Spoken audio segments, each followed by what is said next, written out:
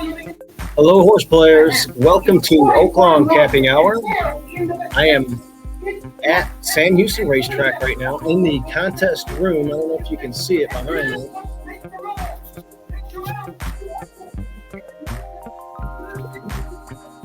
There's the track. Anyway, this is where I'm going to be tomorrow for the big tournament, the BCBC NHC tournament. We got really great accommodations out here. It's a tournament that a lot of you horse players need to make if you can. $2,000 buy-in, BCBC seat. They're giving away NHC seats. Cool format. $1,000 bankroll here at Sam Houston and $1,000 bankroll at any number of other simulcast tracks. So it's going to be fun tomorrow. I just got out of the booth with Nick Tamaro. I watched his call in the 7th race. It was really cool. I sent a tweet out there. And right now I'm watching Iowa and UConn. Caitlin Clark was shut down in the first half, and she's just going off right now. They're actually up by 7. Is that fourth? It's third quarter. So anyway, we'll see what happens in that game. In any event, I'm solo. You're wondering where Marco is. I'm solo because Marco didn't make the contest. He's back at the home base in Hot Springs. We've been super busy. He's been helping out with the restaurant, and he's been coaching T-ball. So, and there's a solar eclipse coming, and I guess like millions of people are going to Arkansas and East Texas area. So it's going to be pretty crazy. So Marco's going to post his picks on the master sheet that we have and put it on our when I share this on Twitter, he's going to have it underneath there. So if you want to see Marco's picks, they will be there available for you to look at. So I touched on the Sam Houston contest, BCBC's top prize, $2,000 buy-in. There is a Hawthorne contest that we'll talk about in the coming weeks on Illinois Derby Day. But front and center, I'm here at Sam Houston, and we will see what happens. I tell you, the weather's been great. In Hot Springs, it's going to be sunny again. It's been very rainy, the home heat, and I feel like I've been doing better with sloppy tracks just because I'm really geared and prepared for a lot of slop. So this is why we do these weather reports. We want to make sure that we're handicapping for fast and firm, and that's what I did. So it's going to be like 75 degrees, sunny. It's going to be beautiful. All right. Well, I would like to take a peek at the first race. Let me share a screen here. Let me make sure I got the right race up. There we go. Okay, so this first race, it's kind of like a revenge race. Payne lost to Ninja Warrior 2 back in a really just an awesome race. And, there was really fast fractions that day and had to work out a trip and come out of it. We're going to get fast fractions again. I think Payne will be a little bit closer, but I'm looking for like them to flip flop their spots here. I think Ninja Warrior is going to be kind of like pressing another fast pace, and I think I'm going to get the jump at the very end in Ninja Warrior. Diodoro had Ninja Warrior 2, and it's moving out of that barn for some violations, for lack of a better word. I haven't dived too deep into it. I've heard some things, but some of the horses have been moved out for obvious reasons because I think there's a suspension. So if you're wondering why Diodoro's not training the animal, that's what's going on there. So I'm going to go with Payne here. I think Payne is going to get the setup here. There's plenty of zip to chase, and the table should get turned here. Asmussen's been pretty hot all meet, and this is the one we got big balloons on at a mile, a short stretch of a mile. So cutting back to 6 panels, you know, it hasn't won at this trip since January of a year ago. But I got a 98 buyer that day, and it has shown that it can sprint. It's more than capable with a nice setup. So I like paying. Let's see if we can. It's not a big price, you know, 2 to 1. I think the race sets up, and we should turn the tables. Okay, so I rambled on about all that. Race number 2 is a 10,000 claiming event going 6 furlongs, and I landed on the 8 here. I think you know, this one's dropping down a lot, and you know, there's not a big secret here. It was claimed into the Brad Cox barn. They're losing $15,000 on the claim. March 2nd, it was claimed. You know, it's come back and it's worked steadily. It hasn't missed a work, and the works are good. You know, when you look at the purse, you know, you're looking at a $31,000 pot. There's not a lot of. I mean, Brad's got 19 wins. I'd have to look at the trainer standings. I haven't looked at them lately, but there's not a lot of money to be made here. Does it look like a negative? Slightly, but they're gonna. I think they want to win with this horse and then just move on and don't want to bring it away from this meet. The fact that it's worked well and they're gonna at least break even or make a couple of bucks, lose a couple of bucks, tells me this horse should jog. Not the hardest field in the world, and should get every bit of that 7 to 5. So that is Summer of Mischief. Not a lot there. A lot of these early races that I have, they're kind of, you know, short prices. So Summer of Mischief, 7 to 5. Maybe it's a single. Maybe you could throw something else in there if you think you're a little bit scared. But like I said, with the work tab coming into this, it hasn't missed a lick, and we should be ready to rock. All right. Let's go to race number 3. It's a 50,000 maiden event. And I actually like another short price horse. It just looks too tough. Enigmatic, another Brad Cox runner, dropping from the maiden special ranks down to maiden claiming. That's the biggest drop in the game. 2 back, they took the hood off after it had the hood in the first 2 races, and it didn't run bad. It collected checks, a 4th and a 2nd. They took the hood off 2 back, and it just ran awful. The hood went back on last time, but, you know, that race was just, I don't know, it was pretty quick. And, you know, maybe the class drop here will wake it up. Brad's 31% with this move, second off of these type of layoffs. And it's 24% last 2 years with this jock. So it looks like dropping down here too from the 2-hole, it looks like a speed factor. I mean, the 1 did stretch out last time and speed faded, but that was Arkansas breds for 45. Different ball game here with the 2 running in these open company maiden specials. Not a lot of speed through the rest of this field. The McPeak runner was the other logical one that I kind of liked that can probably plot up. So I threw it in there. You know, the rest of the field just not fast.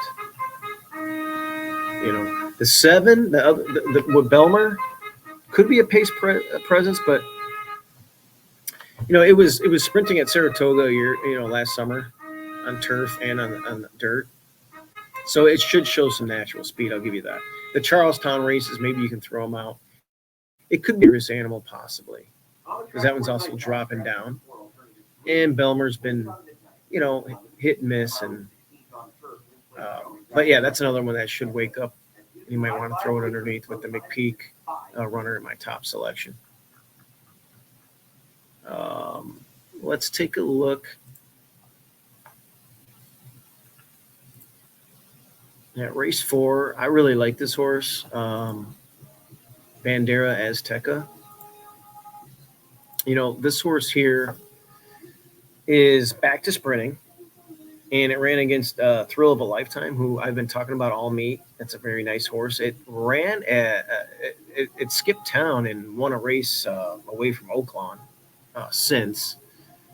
As a matter of fact, let's take a peek at it. There we go. I'll go back and look at that race 2 back. Yeah, Thrill of a Lifetime won WRD. Will Rogers Downs in a starter allowance, and I got an 84 by her speed figure, and it won easy. It was, it looks like it was 1-5 that day, and it just jogged by 4. So this horse has been in great form, and that's who Bandera Azteca ran a second to in that race 2 back. Last time, 2 turns, it just didn't work out, and I think it was also an off track. It did run on a muddy track 2 back sprinting, and it did get the job done that day. But I just like this runner getting back to the 1 turn, and I texted Carl. Carl said that he likes him, so that's all you need to know. Got that one on top. I threw the 6 underneath just because it's second off of a small layoff, and it's got some back numbers that fit. It's run well at Keeneland, Churchill. It has some form here at Oaklawn that isn't bad, and they're dropping it down here. And that's the other thing I want to mention too. Bandera Azteca was claimed for 10 by Carl. Ran second in the starter. It's not like they're dropping all the way back down to 10. And then they're like, hey, we just want to get rid of this horse. No, they want to make a profit on this thing. They're 12,000 over the claim tag. So when they took it, they tried a couple of things. They tried it long. They're like, okay, let's make some money now. It's probably going to get claimed. Oaklawn, the claim box is very popular. I would imagine that they plan on losing this horse, but at the same time, I think they're pretty high on it, running a big race here. Okay, let's check out race 5.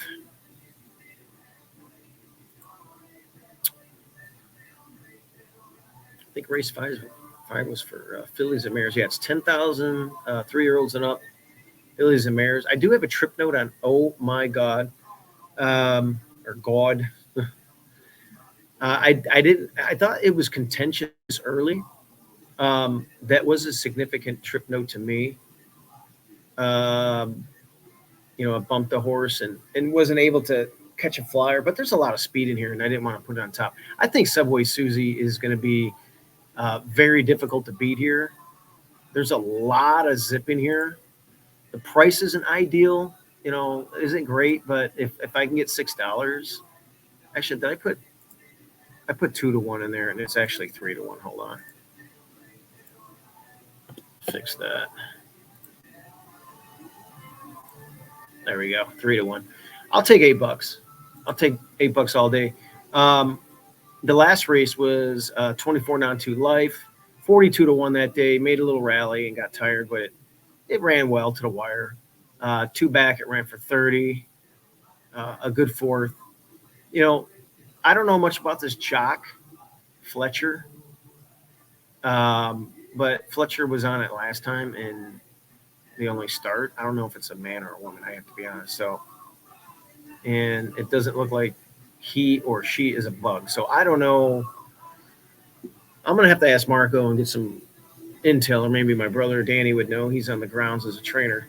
If anybody out there knows who this is, shoot me a DM on Twitter and say, hey, I know who this person is. That's now a rider that has obviously ridden before, because he or she's not a bug. But anyway, Got a feel of the horse. Drops down, race sets up.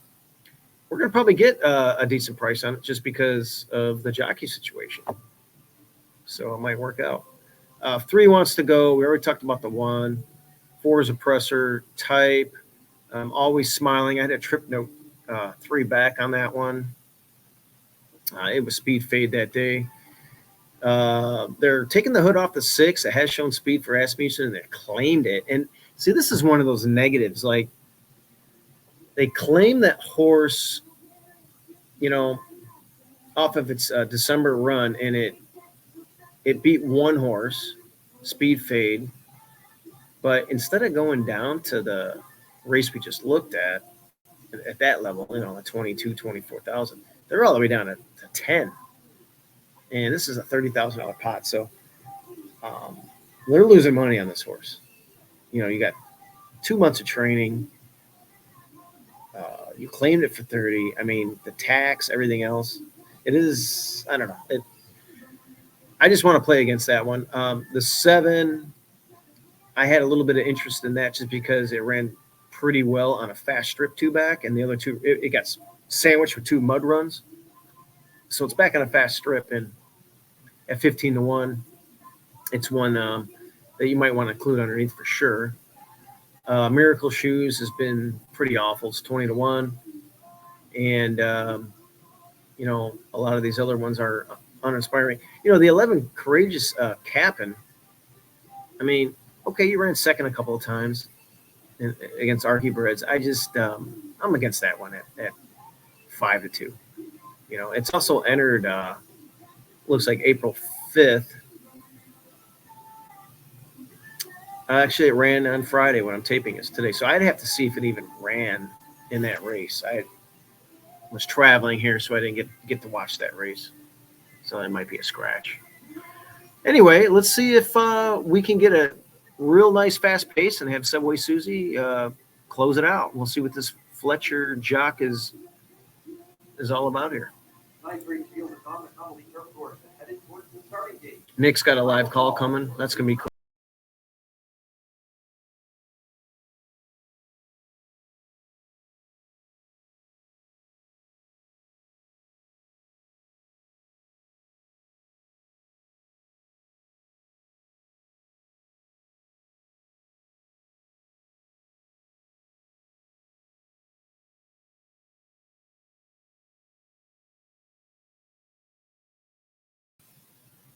Okay, I am back for, I don't know, I had something happen here, but I'm back.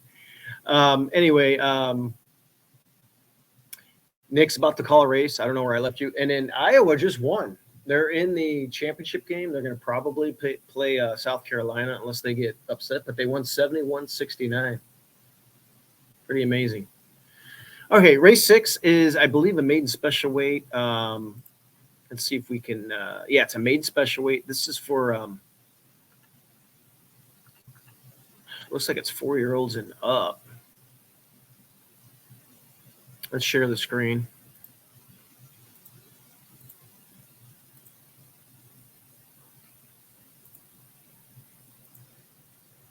All right, there we go. Okay, so if you look at this race, guys, I like the 7 here. There's some really good siblings out of this one. Executive Power. So this horse is good. This horse is 15-1. And it's like, you look at this thing here. Let me pull up the siblings here for you.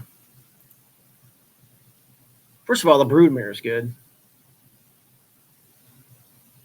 'Tis So Sweet. Ran 5th in the Acorn. Ran 2nd in a restricted stake. Dominated A other than. Ran some fast numbers. And then you look at some of these siblings. Strong Quality. Multiple stakes winner. Ran in the Arlington Million. I know it didn't do well that day, but I remember that race. This is a pretty classy animal. And, Rock Sugar is even pretty good too. Ran for 40 a couple years ago at Aqueduct with an 84 and won by 5. It got claimed that day. It never came back, so something must have happened. It's a shame because it's always had a little bit of talent. broke its paid for 40 there, ran some good maiden specials. And this is a Constitution. So Constitutions are really good at first asking. That, you know, they're 17% debuters from 398 sample size. So, you know, Asmussen trains this horse.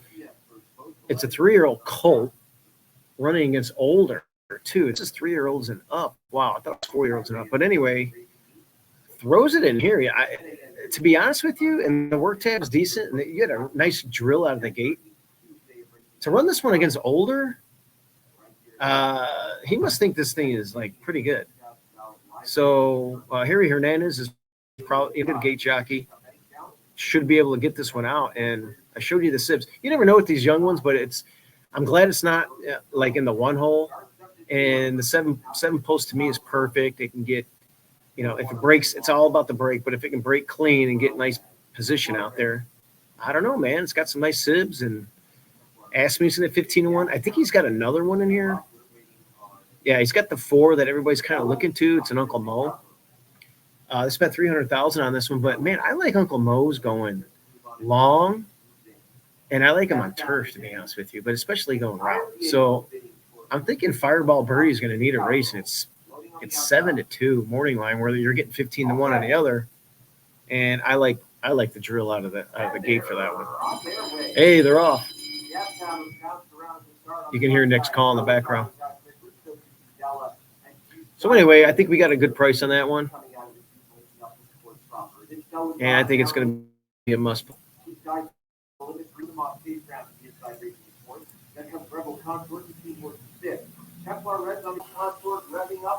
right, I'm going to give you guys a live look here. Nick's call. All right, they're coming down the stretch here.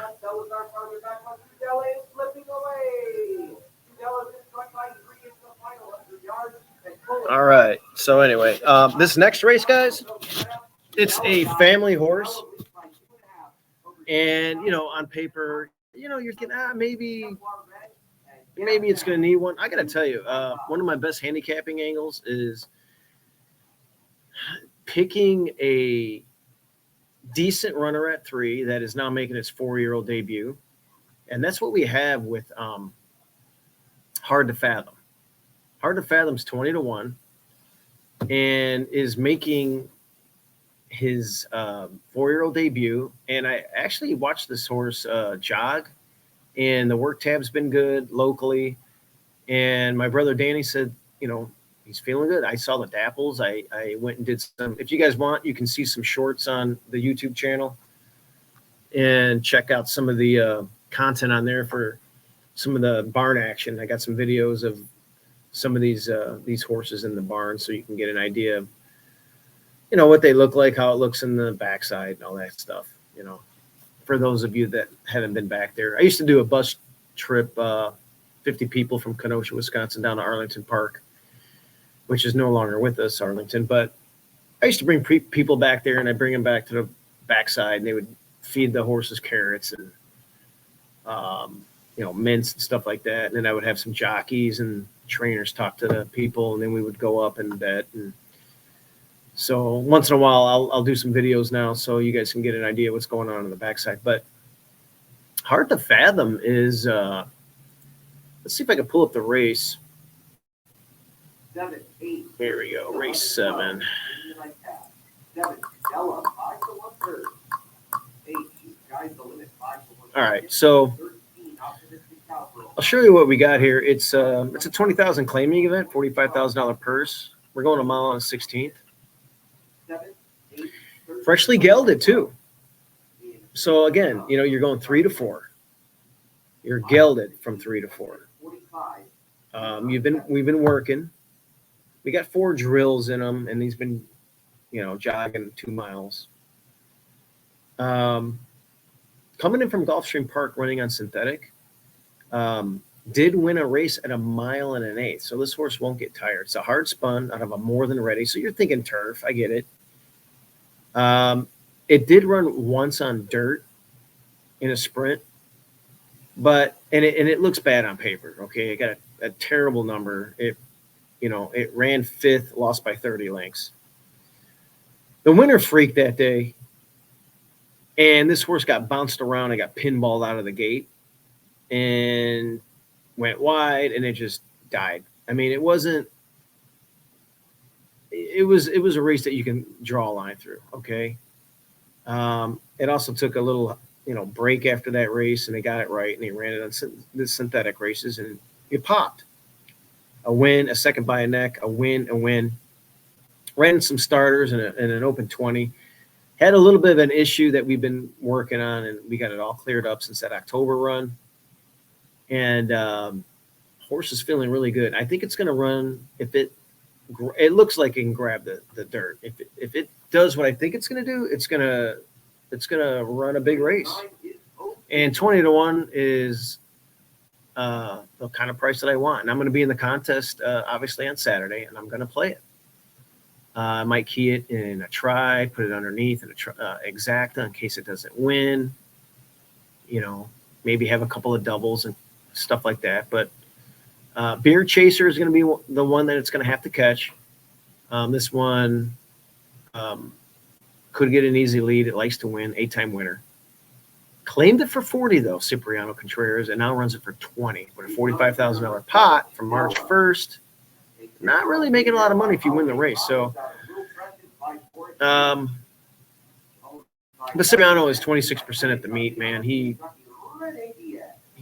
been tearing it up, and right out of the claim box, he's 24%. So he's winning 1 out of 4 of these races. Him and Arrieta the last 2 years, 30%. So, this one's gonna say catch me if you can, and I am willing to hope and bet that at 20-1, Hard to Fathom runs a huge race. We're gonna get every bit of that 20-1, maybe higher. So let's see if Hard to Fathom can do something. All right, race number 8. I go with Hush It Honey. Look, this race here, it's a 2-horse race. You have Hush It Honey, and you have, let me get the race. Here it is. Yeah, it's the Rainbow Miss. It's a $150,000 stake for Archie Breds, 3-year-old fillies, and Hall and Ice. Hall and Ice has been really good. Ran on a muddy strip in its debut. Pressed. Ran second. Freaked the next time out and then won again. That's probably going to be the one to beat. But Hush It Honey, 2 back, they routed, throw it out in the mud. Last 2 sprint races were awesome. Matter of fact, look, this is one of those things like who's going to get the trip? You got Bejarano, you got Arrieta. Hall and Ice is just to the outside. I am anticipating Hall and Ice is going to have to break clean and get the front. Hall and Ice is faster earlier than Hush It Honey. I'm just wondering if Hush It Honey can reel in Hall and Ice. I'm going to pay to find out. I'm carrying 3 less pounds. Not really a big deal sprinting, but I don't know, man. It's this race is like a coin flip, and if anybody goes with Hall and Ice early, and I sit in that pocket with Hush It Honey on the rail, maybe I explode and make 6-5 look like a gift. But it's a 2-horse race, guys. I mean, if you guys can think outside of the box and pick something besides Hall and Ice or Hush It Money, then God bless you, because I'm not going to try and do it. I'm not even going to show the race, but all right, race 9. I got Pistol. Race 9 it's an A other than for 140,000, goes 3/4. Pistol is what I have there is you got a hot trainer, 38% layoffs like this, strong work tab. It's got some back class. I want to, 8-1 is a good price. And if you look at Pistol, coming in fresh off of a couple of Kentucky races. It's run at Oaklawn, like I said before, and it's done well here. It hasn't won, but it's run fast. It's run against some tough company at this level, and it's hit the board many times. It's highest lifetime buyers here. It's with the 79. Barbosa, the bug is on here, 7-pound bug. The work tab from the training center in Kentucky looks good.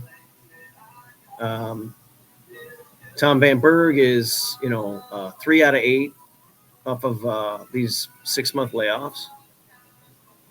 And the Barbosa and him are 2 for 6, the last 2 years. So I kind of like this one. I think I can pop the latch early and kind of puff my chest out here. I like to say that saying. And I think this one might try and wire. And, you have a couple other decent runners in here, but at that price, I would want every bit at that 8-1 with this horse, especially coming in from some of those good races in Kentucky and showing some life here at Oaklawn before. So let's see if we can crack a win right off the bat.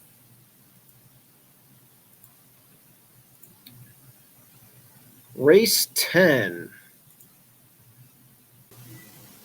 Okay, so race 10. Let's close. We got 2 races left.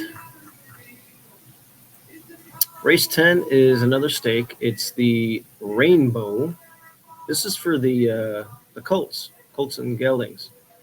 And I like a horse here getting second-time blinkers. Been working good, and it's a price too. So Rocket Sanders, the 5 horse. Rocket Sanders, Donnie Von Hemmel. The debut was good. It got drilled by 9 by a horse in this race. But, this horse has never run on a fast strip. It ran in mud in its debut, and it ran on a very sloppy track a couple of months later, where it didn't fare too well from the 10 post out there. So I think if you look at that drill on March 1st, that was a bullet going a minute flat on fast. Right out of the gate on February 21st, 3 out of 39. That was awesome. A couple of maintenance drills since here. I'm anxious to see this runner on a fast strip and second off of a slight layoff here. Second time blinkers too. It's a very good angle. And if it can improve, which I think it can on a fast strip off of that debut run, you're going to see a new top and big balloons here. This is a horse that I might play in the contest. As a matter of fact, I will play this horse most likely in the contest on Saturday. 20 to Park is, that debut is really good. The race 2-back was subpar, and it didn't. That was a route race, but it came back on a sloppy track and got drilled by 11. So where did that debut run come from? Because it ran off the screen. It hasn't done it since. They're adding the blinkers. Since March 15th, it has worked once, and it was a good work. But, I'd like to see if I can get the 5 Rocket Sanders to turn the tables on that one. One's 15-1, one's 5-2. I think it's kind of a no-brainer. The 1 horse, Patton's Tizzy, it's a Brad Cox runner. I'm not excited about the rail, but this horse has had some weird posts. Like, it ran okay in that debut, third to the 2 horses I already mentioned. It was way out in the 12 hole, a little bit wide that day, flattened out. It did win last time. Number wasn't the greatest. It was a maiden 35. but it's one that, it's Brad, and he can probably hit the board with this runner potentially. I like Cheese Whiz as well in the 2-hole. 20-1 seems kind of, well, it is a tough field, but with the top two that I talked about, but 20-1 seems excessive for a runner like this. And if things get weird, it can maybe make a late run. So let's take a look at the last race of the contest. This horse here, is the pronunciation of it seems kind of cool here. How would you pronounce this? Madame Musapus. Kind of a cool name. Anyway, this one is going to have some pace to run at. It's 9-2. We got a bug. It's all about the setup. I think it's going to be kind of spicy early. The 4 is going to go. The horse on the rail has to go. It's run fast. It's got a 1:13 early time form. It's usually pressing like fast quarters and halves. The 7, can't believe it's going to be going for DeVito. I don't know. There's a lot of speed in here. Of course, Pioneer Parade. I had it last time, 11-1, and that thing is going to be flying again. Even the outside horse, a Diva, 30-1. I mean, it's on a 3-race winning streak. It's been running cheap, but it's fast, and the 11 as well. So there's plenty of pace in here. I feel like Madame Musapus is going to get the perfect setup. Numbers are solid. This horse hasn't been out of the exact about one time in the last 9 races. So I'm expecting if Belmer can give him a good trip here, it should set everything up. Anyway, guys, that's everything. Doing the show solo was kind of weird, and I had a little technical glitch earlier. I'm sure everything's fine, but I hope this content makes you some money. We're going to post these. I'm going to post this video on Twitter, and we're going to have Marco's picks as well on the spreadsheet shared underneath it. And we will have a Sunday loop for Sunday. And then we will talk about how I did on Saturday for the tournament and recap some of the big races, the Bluegrass, the Wood. There's some good races around the country, so we want to check all that stuff out. Oh, Santa Anita Derby too, which I looked at it. I think Baffert's going to win that race, and it's not going to be too exciting. But anyway, guys, let's cash some tickets. Thanks for joining, and we will see you next time. Goodbye.